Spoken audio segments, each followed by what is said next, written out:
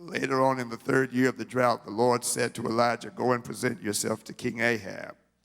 Tell him that I will soon send rain." So Elijah went to appear before Ahab. Meanwhile, the famine had become very severe in Samaria. So Ahab summoned Obadiah, who was in charge of the palace. Obadiah was a devoted follower of the Lord. Once when Jezebel had tried to kill all the Lord's prophets, Obadiah had hidden 100 of them in 2 caves. He put 50 prophets in each cave and supplied them with food and water. Ahab said to Obadiah, "We must check every spring and valley in the land to see if we can find enough grass to save at least some of my horses and mules." So they divided the land between them. Ahab went one way by himself, and Obadiah went another way by himself. As Obadiah was walking along, he suddenly saw Elijah coming toward him. Obadiah recognized him at once and bowed low to the ground before him. "Is it really you, my lord Elijah?" he asked. "Yes, it is," Elijah replied. "Now go and tell your master, Elijah is here." "Oh, sir," Obadiah protested, "what harm have I done to you that you are sending me to my death at the hands of Ahab? For I swear by the Lord your God that the king has searched every nation and kingdom on earth from end to end to find you." And each time he was told, "Elijah isn't here," King Ahab forced the king of that nation to swear to the truth of this claim. "And now you say, go and tell your master, Elijah is here? But as soon as I leave you, the Spirit of the Lord will carry you away to who knows where. And when Ahab comes and cannot find you, he will kill me. Yet I've been a true servant of the Lord all my life. Has no one told you, my Lord, about the time when Jezebel was trying to kill the Lord's prophets? I hid 100 of them in 2 caves and supplied them with food and water. And now you say, go tell your master, Elijah's it. Sir, if I do that, Ahab will certainly kill me." But Elijah said, "I swear by the Lord Almighty, in whose presence I stand, that I will present myself to Ahab this very day." So Obadiah went to tell Ahab that Elijah had come, and Ahab went out to meet Elijah. When Ahab saw him, he exclaimed, "So is it really you, you troublemaker of Israel?" "I've made no trouble for Israel," Elijah replied. "You and your family are the troublemakers. For you have refused to obey the commands of the Lord and have worshiped the images of Baal instead. Now, summon all Israel to join me at Mount Carmel, along with 450 prophets of Baal and the 400 prophets of Asherah who are supported by Jezebel." So Ahab summoned all the people of Israel and the prophets to Mount Carmel. Then Elijah stood in front of them and said, "How much longer will you waver, hobbling between 2 opinions? If the Lord is God, follow him. But if Baal is God, then follow him." But the people were completely silent. Then Elijah said to them, "I am the only prophet of the Lord who is left. But Baal has 450 prophets. Now bring 2 bulls. The prophets of Baal may choose whichever one they wish and cut it into pieces and lay it on the wood of their altar, but without setting fire to it. I will prepare the other bull and lay it on the wood of the altar, but not set fire to it. Then call on the name of your God, and I will call on the name of the Lord. Then the Lord, the God who answers by setting fire to the wood, is the true God." And all the people agreed. Then Elijah said to the prophets, "You go first. There are so many of you.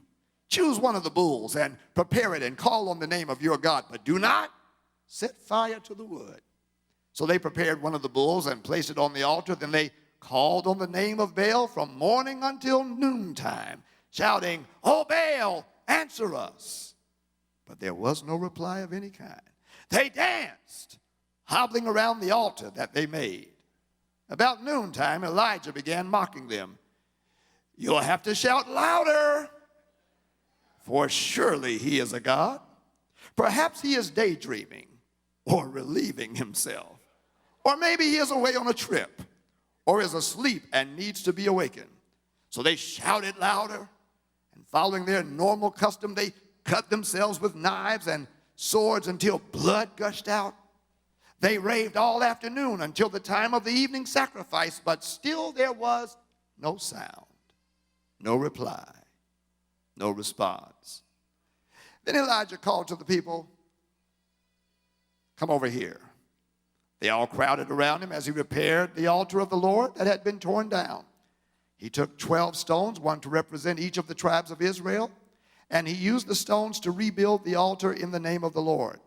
Then he dug a trench around the altar, large enough to hold about 3 gallons. He piled wood on the altar, cut the bull into pieces, and laid the pieces on the wood.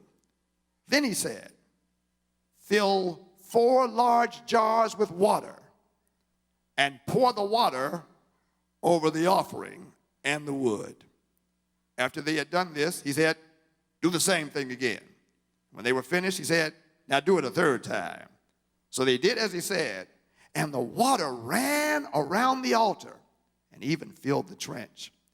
At the usual time for offering the evening sacrifice, Elijah the prophet walked up to the altar and prayed, "O Lord God of Abraham, Isaac, and Jacob, prove today that you are God in Israel and that I am your servant. Prove that I have done all this at your command. O Lord, answer me. Answer me so these people will know that you, O Lord, are God and that you have brought them back to yourself." Immediately, the fire of the Lord flashed down from heaven, burned up the young bull, the wood, the stones, and the dust. It even licked up all the water in the trench. And when the people saw it, they fell face down on the ground and cried out, "The Lord, He is God. Yes, the Lord is God." Thus far, the word of the Lord. Tell your neighbor, I'm so glad I'm sitting down. That pastor, he's a prophet. He knew I didn't need to stand up all that time. Then Elijah stood in front of them and said, "How much longer will you waver, hobbling between 2 opinions? The Lord is God, follow him. But if Baal is God, then follow him." But the people were completely silent. Immediately the fire of the Lord flashed down from heaven and burned up the young bull, the wood, the stones, and the dust. It even licked up all the water in the trench. When all the people saw it, they fell face down on the ground and cried out, "The Lord, He is God. Yes, the Lord is God." I want to preach today from a simple subject just called the decision. Just tell your neighbor, you got to decide. You got to decide. This NBA season has been consumed with many compelling stories. And while I'm at it, I know y'all were waiting to see what I was going to say about the finals thus far. And we are in position for a miracle. That's all I got to say. That's all I got to say. That's all I got to say. We are in the position that we need a miracle from God. That's it. All right. Back to the sermon. Consumed with a whole bunch of stories this NBA season. One, will the Warriors successfully play for an NBA title for the 3rd year in a row? Would LeBron bring the Lakers back to relevance in the Western Conference? Would the Houston Rockets be able to get over the hump and make it to the finals?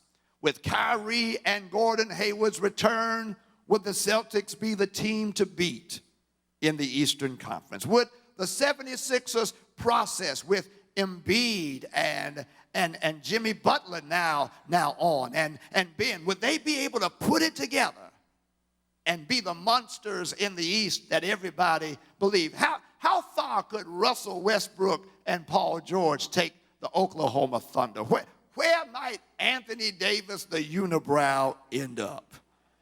Locally, will will we the Hornets be able to keep Kemba Walker?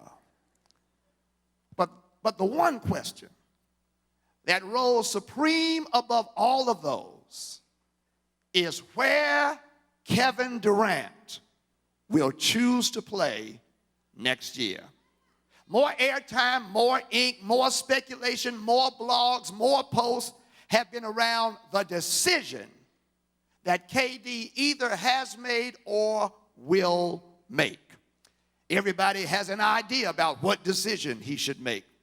Many players, coaches, and teams are hedging their bets and decisions around the decision that Kevin Durant will make. No doubt, some fans in Golden State are basing their decision about next season's tickets around KD's decision. For what team will Kevin choose to play? Whose colors will he choose to wear? On whose side will he elect to perform?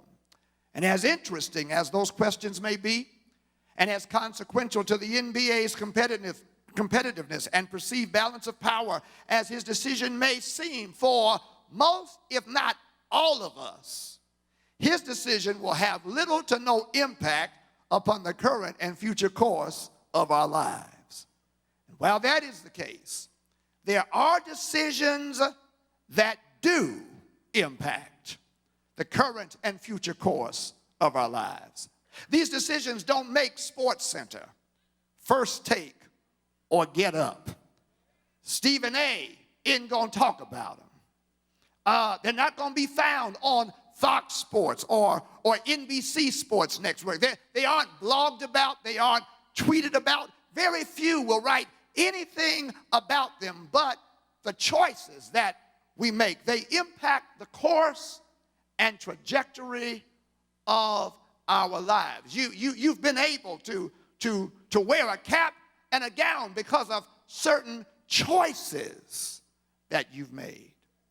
And as good as it is that you are where you are right now, you need to understand that the future course of your life will be impacted by the future choices that you make. And no decision is more important than the one presented in our text today. We're continuing with our look at the prophet Elijah. It is now 3 years since Elijah showed up like Dirty Harry in chapter 17, making the bold declaration that as the Lord his God lives, there will be no dew nor rain for the next few years until he gives the word. And sure enough, the rain and dew disappeared, and with it, God sought to convince his people that he is God. When God shut up the heavens so that there would be no rain, it was so that the people would know that Baal was not God and that he is God. God solidifies this in Elijah's experiences.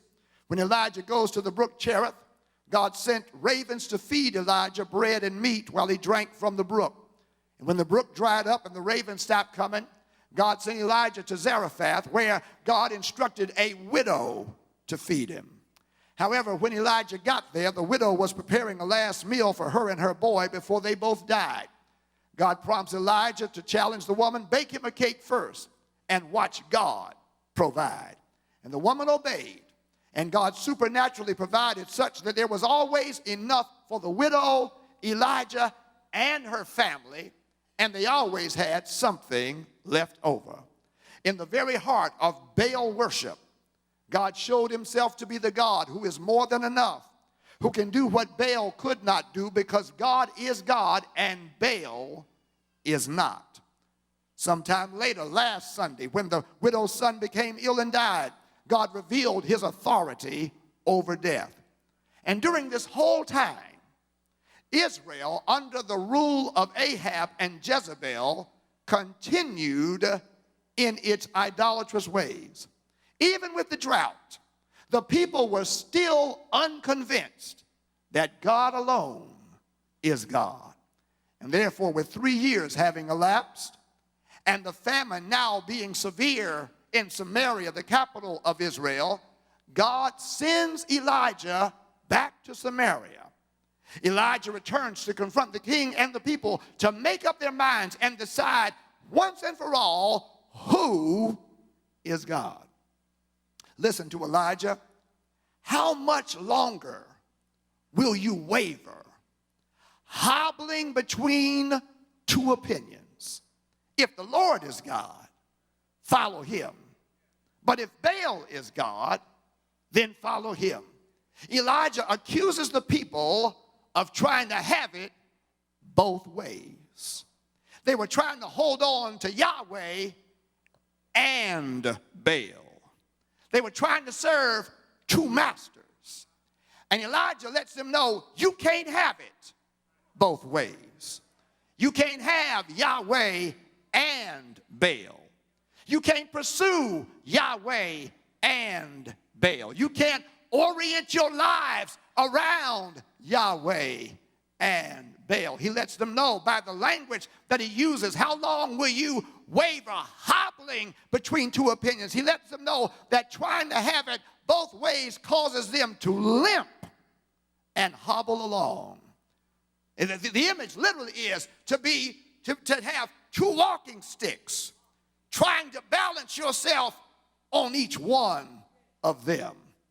And therefore, all that you're doing is limping along. And so Elijah calls the people to make a decision in terms of who is God and whom they would follow. Because the answer to the first question determines the answer to the second question. Whoever is God in your life, that's who you end up following. Who is God for them? Is it Yahweh, the covenant-keeping God, the God who revealed himself to Moses on the backside of the mountain from the midst of a bush that was burning, yet not consumed? Is it the God of Abraham, Isaac, and Jacob and Joseph, who delivered them out of Egyptian bondage with a strong hand, who led them out of Egypt, who sustained them 40 years in the wilderness as a pillar of cloud by day and fire by night, gave them manna from heaven, who led them across the Red Sea and the Jordan River, who led them into the land of Canaan, drove out the inhabitants of the land, gave them cities that they did not build and wells that they did not dig and vineyards that they did not plant, who shut up the heavens so that neither rain nor dew has fallen for 3 years. Is he their God? Or is it Baal, that idol god of the Canaanites? Baal, the idol of fertility, believed to have power over agriculture and human sexuality. Is it the idol of pleasure? Is it the idol of immediate gratification? Do they seek, pursue, trust the God of the covenant who has held back the rain, or the idol of pleasure who hasn't brought any rain? And as we celebrate you today, both as youth and as graduates, that is the question I want to raise. Who is God for you? And not just them, that's everybody in here. Who is God for you? And before you answer, let me flesh out what I'm really meaning. I'm not talking about who is God for you intellectually. I'm talking about who is God for you practically. I'm not talking about who in your mind you say is God. I'm talking about who your life says is God. Who does your life reveal is God? Paul Tillich describes one way of determining who really is God in our lives is looking at who or what is our ultimate concern. In other words, who gets the most of your thinking? Who is the center of your concentration and concern? Who is shaping what you think and how you think about what you think? Who sets the course and rhythm of the day, the week, the month, and the year? Who gets the most of your time, your talent, and your treasure? Upon whom do you functionally depend and rely? To whom do you immediately go and seek in moments of difficulty and stress? Whose place, whose cause shows up the most, both in terms of frequency and amount in your checkbook and account registers? If you want to know who is God, check your money accounts, and you'll find out really and truly who really is God, who sets the standards by which beliefs, opinions, and actions should be judged and held. Is it materialism? Is it the ultimate concern for material possessions and physical comfort? Is that functionally God for you? Is it hedonism, the ultimate concern for happiness by the pursuit of pleasure and the satisfaction of your desires and the avoidance of pain? Is that really functionally God for you? Is it secularism, the concern for living a life independent of and absent of spiritual reality, truth, and authority? Is it intellectualism, the ultimate concern for and pursuit of the matters of the mind? Who is functionally God for you? I know you come to church, but who is functionally, practically, every day God for you? What entitles them to have the ultimate space in your life? What have they produced that warrants that priority? What promises have they fulfilled that demands that type of trust? This question, this challenge is not a once and for all challenge. It's not a one and done question. No, it's a daily question, isn't it? In many respects, it's a moment by moment question, is it not? Because there may be truly moments in your life where the Lord really is the ultimate concern. And just as soon as that moment passes, there can be something else, somebody else, someplace else who becomes the ultimate. Your children can become God and become your idols. Your spouse, your boo can become your job can become your idol. The health of your body, how physically fit you are, can become an idol. Who is God for you? And just like for some of you, so it was in the text. Nobody said a word. They were absolutely silent. No response, no reply, no sound, not even a grunt. Everybody. And their silence is deafening. Because at that point, practically, they were still between two opinions. They were still trying to hold on to both. With that being the case, Elijah issues the challenge. He says, now I'm only one person. There are 450 of y'all prophets of Baal, 400 prophets of Jezebel. I tell you what, y'all get a bull, cut it into pieces, lay the pieces on the wood on the altar, call on the name of your God. I'll do the same thing. And the one, but don't set any fire to the wood. No, the God who answers by fire. That's who will be God. And isn't it interesting that the test that Elijah issues is not pertaining to rain? Reading is fundamental. The chapter starts, the drought has been 3 years. The drought, and now there's a severe famine, so much so that Ahab is now searching to find enough grass to keep his horses alive. Notice that Elijah does not say, let's call and see which God brings the rain. No. He doesn't offer that because that one had already been answered. God had already shown he controls the rain.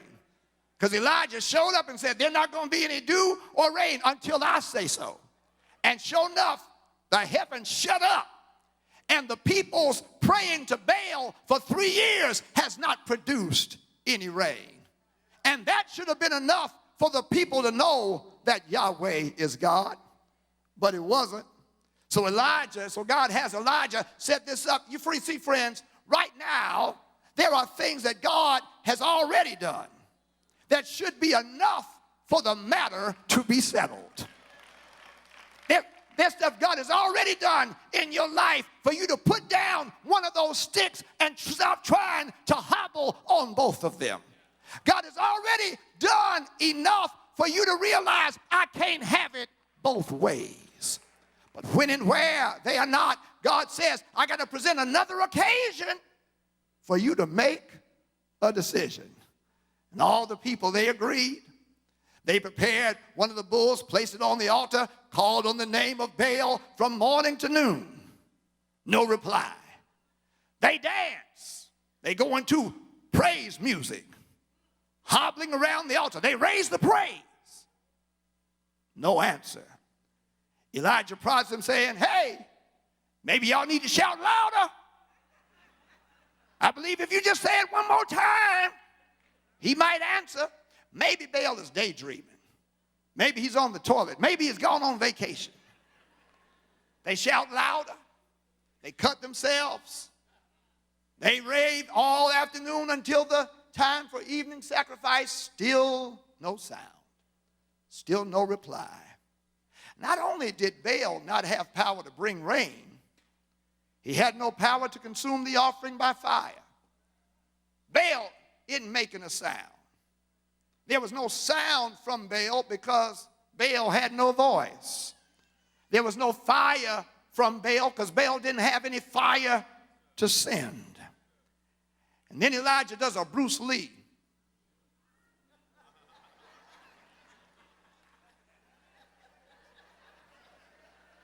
Come to where I am.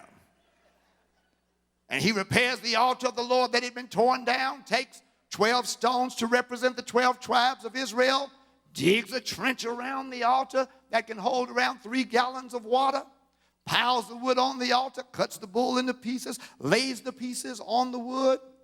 He then has the men fill 4 large jars of water and pour the water over the offering and says, go back, do it again, go back, do it again. Now the water is running around the altar, and it's even filling the trench. And when the time for evening prayer came, Elijah just prayed a prayer. Said, God, prove yourself and prove that I'm doing what you required. Immediately, fire flashed down from heaven, burned up the bull, wood, the stone, the dust, and licked up the water that was in the trench. And it is with this that the people fell face down. And they cry out, the Lord, he is God. Yes, the Lord, he is God. And as I stand before you today, I want to encourage you to decide that the Lord, he is God. And you may ask, well, why should I make that declaration? Why should I stop trying to have my cake and eat it too? Here's why. The Lord alone is able to embolden you to stand as one person against many. Did you catch Elijah's boldness? First, he heeds God's direction to present himself to Ahab, who at the time wants to kill him. And when he meets Ahab, he challenges Ahab, get all the people together, get the prophets of Baal, get the prophets of Jezebel, 450 and 400, to come and meet me. He goes one man against the king and one man against 850 false prophets. What gives him that type of boldness? How do you go against a king? And how do you go against 850 people who are saying the exact opposite of what you believe? How do you do that? He does it because he knows the Lord is God. And because the Lord is God, the Lord who is for him is more than those who are against him. Friends, the decision to follow God in every aspect of your life, and for those of you who are about to enter into the workplace, understand that many workplaces are not supportive of a belief in God, are not supportive of a standard of righteousness and holiness. And if you do not know that the Lord is God, you will not be able to stand firm and strong in the midst of that environment. Even as you go onto a college campus with a whole bunch of college kids, not having gone to church, not having been raised in the scriptures, who have a whole lot of different beliefs, you may feel like you are one amongst 850. And if you do not know deep down in your heart that the Lord is God, you will not have the boldness. You'll find yourself compromising and being put in compromising positions, making decisions that will impact your future negatively. But when you know that the Lord alone is God, and that he is more than any and all that can stand against you, he can empower you to stand as one person against many, because he's greater than any king, greater than any president, greater than any governor, any mayor, any professor. He's greater than any group, be they 100 or be they 150. He alone is God. Boo ain't God. And let me tell y'all something. Now, the first boo that breaks your heart, it seems like the world is over. Boo, that boo needed to be gone. Because God said they weren't who I had for you anyway. But when you know that I'm the Lord your God, when you know that I'm the one who orders your steps and directs your paths, when you know that I've planned your life from beginning to end, you'll understand I know exactly who needs to be in your life. And guess what? I know who needs to be out of your life. And God says, I will produce some evictions so that mine will have the space that they need. And I wonder, is there anybody here who can say thank you for every eviction you made? Lord have mercy. I may not have liked it then, but God, I've learned you are God and I am not. The Lord will give you boldness as one among many. But then secondly, why make this choice? The Lord alone is sovereign over all things. There's something interesting going on. In this, the Lord is the God who has shut up the heavens so that there is no rain. He'll be the God who sends fire. Floods and drought, plenty and scarcity are within the parameters of his authority. He's God in them all, and he's God over them all. And whatever needs to be sent comes from him. Whatever needs to be supplied comes from him. And I know you're wondering, well, where's that in the text? It's right there. You missed it. Either you weren't reading or you weren't listening. You missed it. I missed it for a long time, so don't tell your neighbor, don't feel bad. He missed it for years. Here it is. With there being a drought for 3 years, drought for 3 years, severe famine, Ahab is looking for some grass for his horses. Elijah has water to pour over the offering on the altar, not just once, but 3 times, and is able to fill a trough that holds 3 gallons of water. Now, wait a minute. There's been a drought for 3 years. Ain't nobody got any water. How does Elijah find water to do 3 times with 4 gallons and 3 gallons of water? How does that happen? Well, see, when the Lord is your God.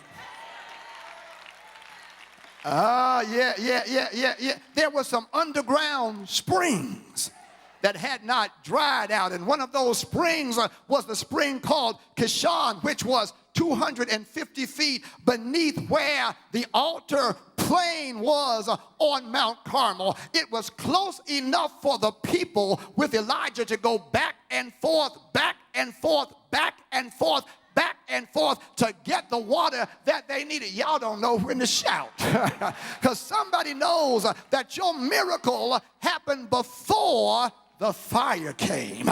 Your miracle was God providing you with water in a dry season. Your miracle is God giving you what you needed in a supernatural way. When there was no other way for it to come, God made it appear. When there was no place from which it would manifest, God made it appear. How did you get the water in the drought? God gave it to you. How did you get peace in your storm?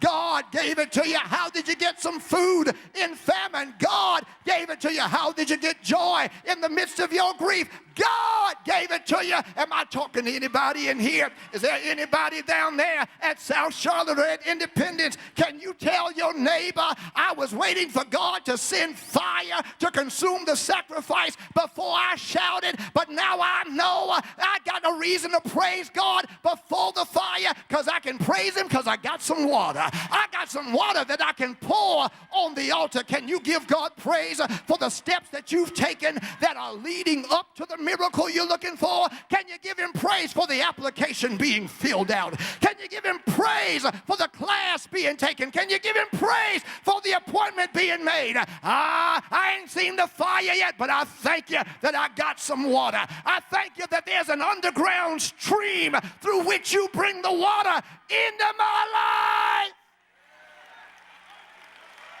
Oh yeah, you can praise him. The Lord is God, because he's sovereign in all things. And he's able to provide you water when everybody else is experiencing drought. You see, that's why it pays not to follow the crowd, but to follow God. Because the crowd ain't got no water. Oh, Lord, have mercy. God's got the water.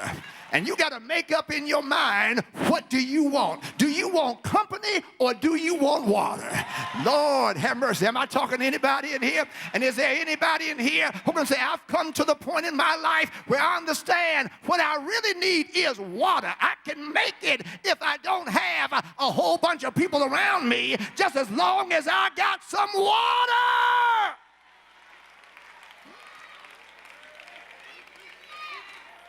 The Lord alone, he is God. You need to decide. The Lord alone is God. The Lord alone is God because he's sovereign in all things. Give you boldness to be one among many. But here's something else, and I think we need to really understand this. The Lord is not manipulated by what we do. You see, a God who you can manipulate is not God. Yeah. No. Where is that? It's right here.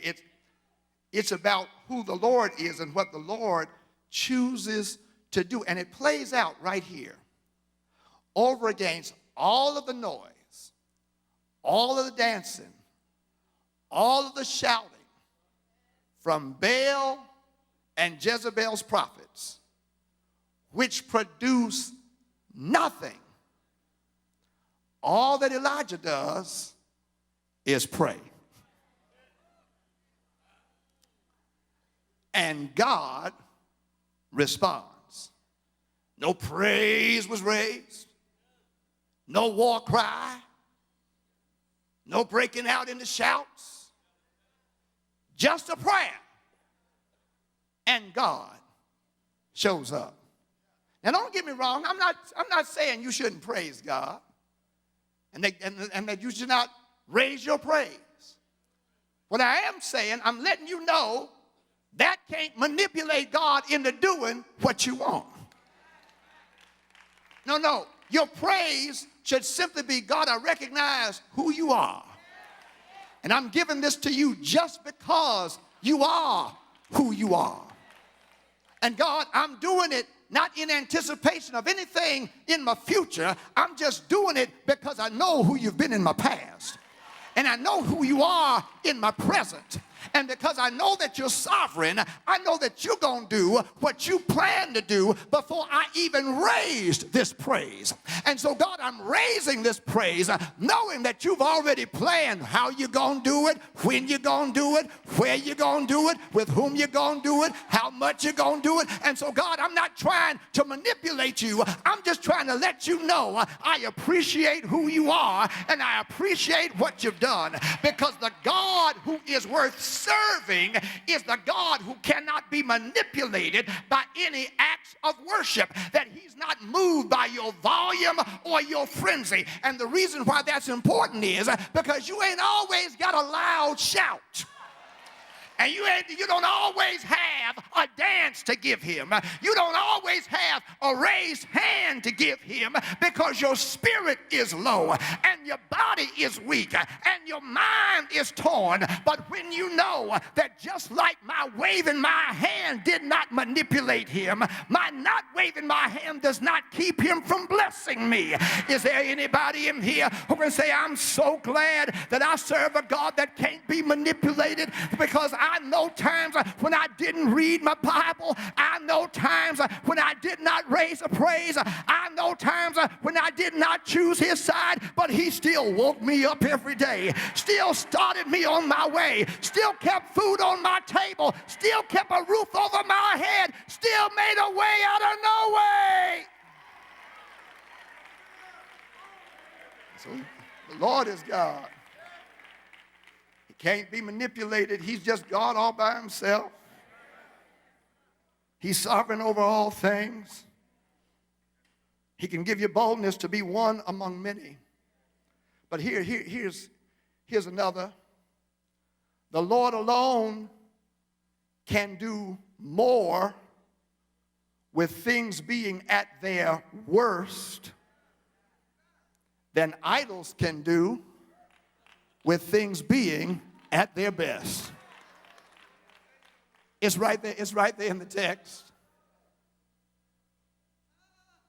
The Lord sent fire that consumed what was soaked with water and licked up a trench filled with 3 gallons of water. Now, anybody who knows anything about fire knows that the drier things are, the quicker the fire can start, and the faster the fire can spread. If something is wet, it's hard for fire to strike it, not to mention consume it. But with God, the water didn't douse the fire. It did not extinguish the flame. No, the flame of God overcame the water on the altar. I want somebody to understand that the power and glory of God are not fully seen when things are at their best. No, if you want to see the full range of the power and glory of God, it's often seen when things are at their worst. It's when the conditions are not optimal, when the circumstances are not conducive. No, if you want to realize the full power and glory of God, it's when the odds are against you.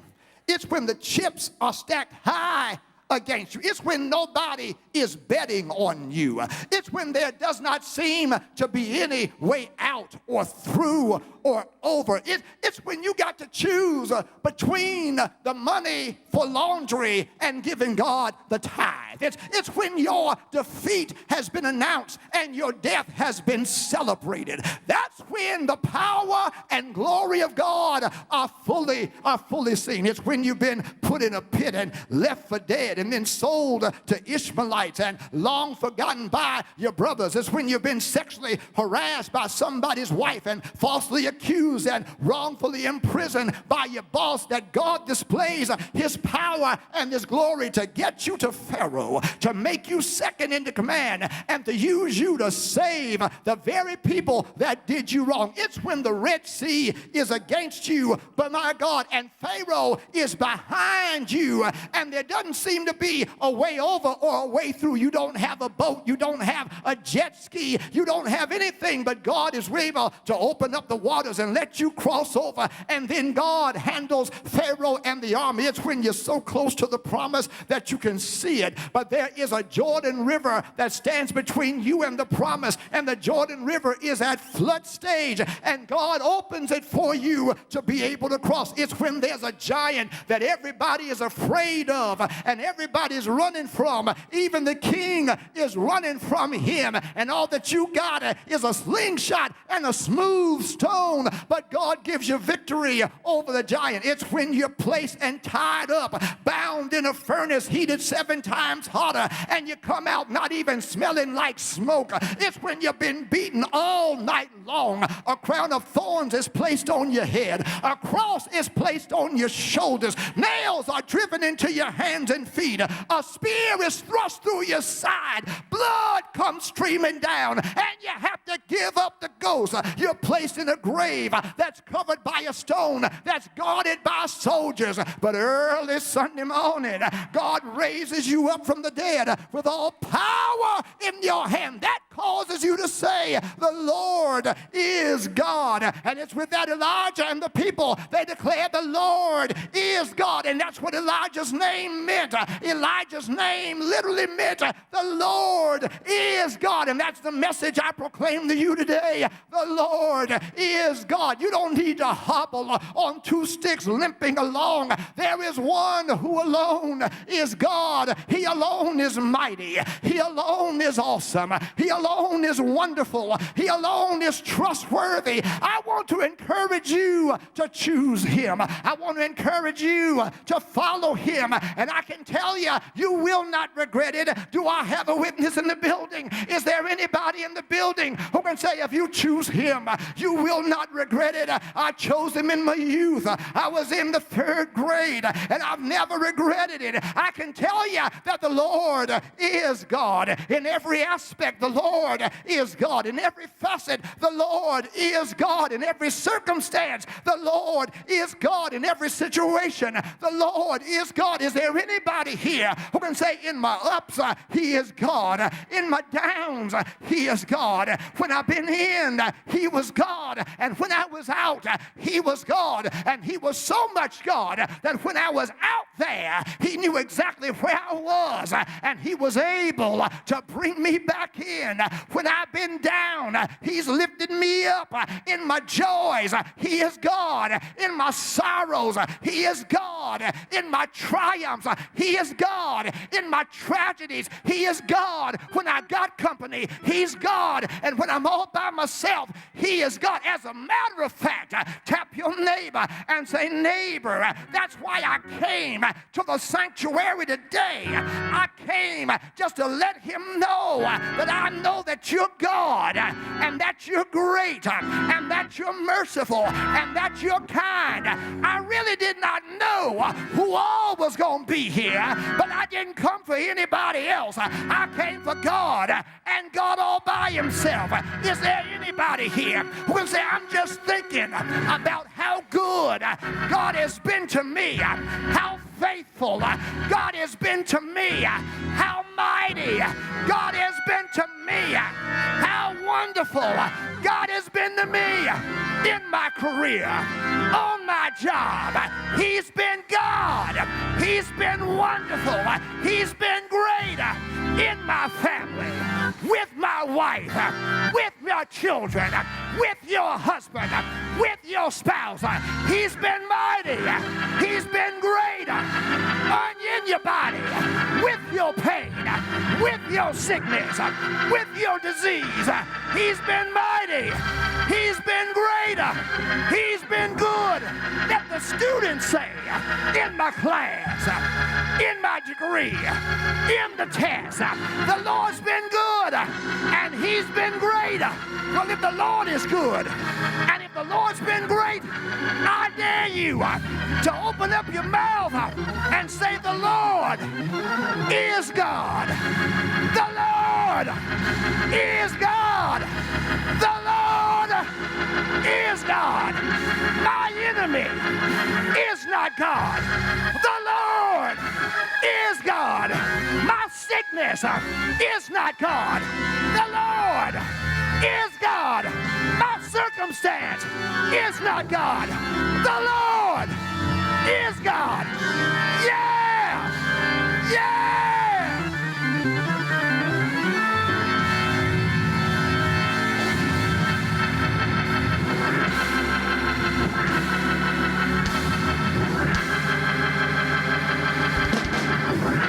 Oh, hallelujah. Oh, hallelujah. I will bless the Lord at all times. His praise shall continually be in my mouth. My soul makes her boast in the Lord. The humble shall hear thereof and be glad. Now touch your neighbor and say, neighbor, oh, magnify the Lord with me. Yeah, help me. Make him big. Make him large. Make him great. Make him mighty. Make him awesome. He's wonderful. Yes, he is.